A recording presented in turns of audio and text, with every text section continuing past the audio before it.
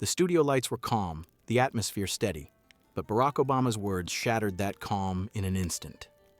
Midway through what seemed like a routine interview, the former president leaned slightly forward and dropped a revelation that sent shockwaves across the audience. "Let's not pretend anymore," Obama said with a sharp edge in his voice. "Donald Trump has been pushing a secret plan behind closed doors, one that most Americans have no idea about." The interviewer froze for a moment, unsure whether to interrupt or let him continue, but Obama didn't wait for permission. His tone shifted from conversational to urgent, the kind of urgency that made every listener sit up straight. He declared that Trump's political moves were not spontaneous outbursts, not random shows of bravado, but part of a carefully constructed strategy that could shake the foundation of the democratic system. The audience watching live erupted online. Hashtags spiked within seconds. Clips spread like fire across social platforms, and the word secret plan began trending globally. Viewers were stunned, commentators scrambled to react, and the quiet studio suddenly felt like the epicenter of a political earthquake. Obama's words carried the weight of someone who had been inside the very machinery of power, someone who knew exactly how dangerous hidden agendas could be. He wasn't just dropping a hint, he was exposing a threat. His delivery was calm yet piercing, every syllable sharpened with purpose. "You think he improvises," Obama added, pausing for emphasis. "But nothing about this is improvisation. Every laugh, every insult, every sudden move, it's all part of a plan." The moment electrified the audience because it wasn't just an accusation. It sounded like a confirmation of what many had long suspected, but had never heard so bluntly from someone of Obama's stature. The interviewer, still caught between disbelief and awe, finally stammered, "Are you saying Donald Trump has been orchestrating something in secret this entire time?" Obama nodded slowly, his eyes fixed on the camera, as though speaking not to the host, but directly to millions of Americans at home. "Yes," he said firmly, "and it's time people know what that plan really is." The words landed like a thunderclap. Silence filled the room, but outside the studio the noise was deafening. Phones buzzed, notifications exploded, and viewers everywhere replayed the clip again and again, trying to catch every word. In that moment, Obama didn't just answer a question. He detonated a political bomb that would dominate headlines for weeks to come. The interview had started like countless others before it. The host, a seasoned journalist known for tough but respectful questions, had invited Barack Obama to reflect on the state of American politics, the approaching elections, and the lessons learned from years in the White House. The conversation touched on familiar topics: polarization, the role of media, the challenges of democracy. But beneath Obama's calm tone, there was an undercurrent of tension, as though he carried something heavy waiting to be revealed. The backdrop of this exchange was a nation already divided. Donald Trump was not just a former president, he remained a looming figure whose influence over his supporters was unshaken. His rallies still drew massive crowds, his words still dominated headlines, and his presence continued to fuel both loyalty and outrage in equal measure. To many Americans, Trump was still the force shaping the political battlefield. To Obama, he was the embodiment of a threat that too few were willing to confront head-on. The interviewer pressed gently, asking about Trump's chances in the upcoming race. Obama's eyes narrowed slightly, his voice steady but firmer now. "It's not about his chances," he replied. "It's about what he's preparing behind the scenes. People think the campaign is just about slogans and rallies, but what's happening in private is far more dangerous than what you see on stage." In that moment, the conversation shifted from analysis to revelation. Obama named the key players he believed were tied to Trump's hidden agenda: wealthy donors with opaque interests, political operatives skilled in disinformation, and even media personalities who, knowingly or not, amplified the narrative to millions. The words landed with precision, and the audience could feel that Obama wasn't speculating. He was laying out a case. The interviewer, trying to steady the flow, asked if Obama was speaking from first-hand knowledge. Obama didn't hesitate. "I've been there," he said. "I know how power is wielded, and I know the signs when someone is laying groundwork not for a campaign but for control." Viewers felt a chill. This wasn't just partisan commentary, it was a warning. The contrast between the two figures was stark. Trump with his brash rallies and unapologetic defiance, Obama with his calm, surgical exposure of what he framed as a dangerous plan. The collision of these two legacies, one reckless and one deliberate, made the interview feel less like television and more like history unfolding live. Social media feeds filled instantly with divided reactions.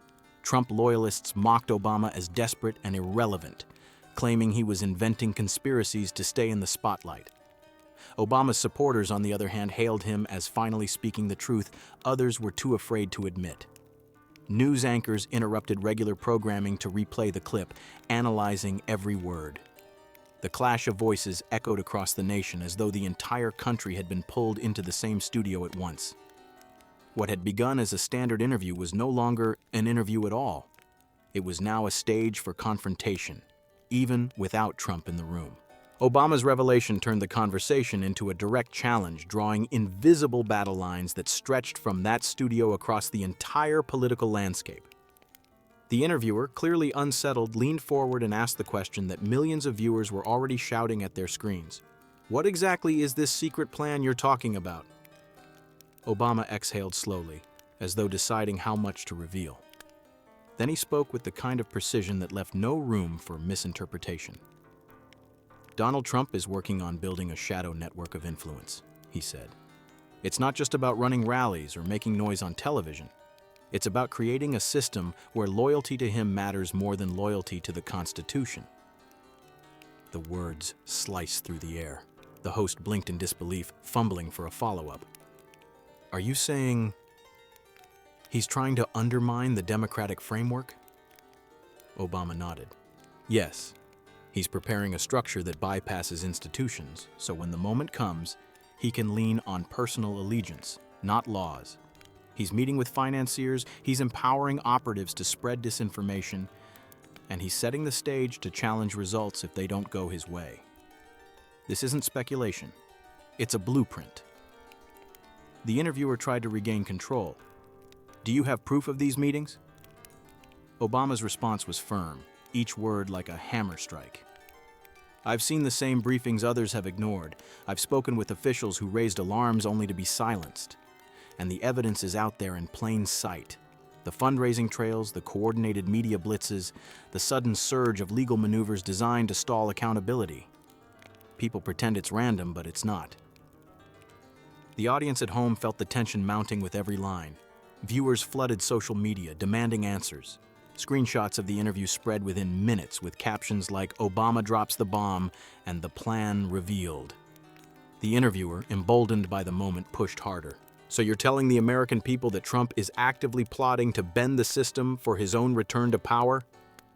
Obama's voice sharpened, his delivery quick and cutting. "I'm telling the American people that this is already happening, and if they don't open their eyes now, they'll wake up too late."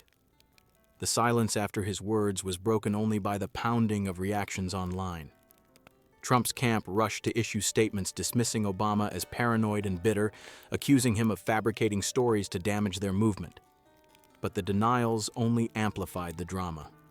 Cable news ran breaking alerts, analysts dissected the claims, and suddenly every conversation in the country revolved around one question: was Obama right?